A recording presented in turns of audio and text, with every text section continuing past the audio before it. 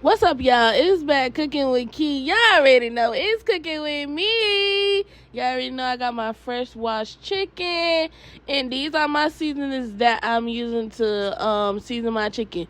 You could use what you use, but this is what I use. Okay, period. But this is what I use to clean my chicken. Here y'all go, cause I don't want y'all to be asking in the comments. This is exactly what I use to season my chicken. Then y'all already know I go in with a little Dijon mustard, and then I just mix that and incorporate that really well.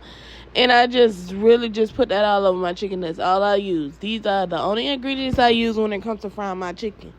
Period. But y'all do what y'all do. I'ma do what I do. But yeah, I definitely like this way. This way is a 10 out of 10.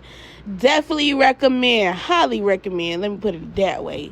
But yeah, and once you do that, this is how your chicken gonna look. And it's gonna smell so good before you even put it in the fryer, baby.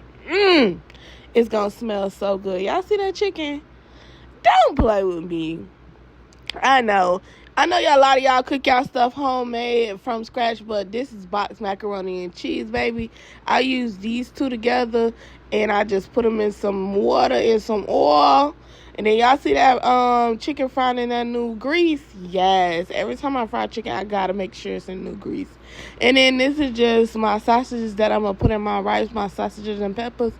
And I just love this type of rice, sausage and peppers with rice. It's so good. Definitely 10 out of 10. Definitely recommend you going to cut up your sausages and cook it in your rice while your rice cooking. And this is the final meal when I tell you my man tore this plate down. He tore this plate down. Definitely a 10 out of 10. Definitely recommend. Yes. And like I said, it's cooking with Key. Not your grandma. Bye, y'all.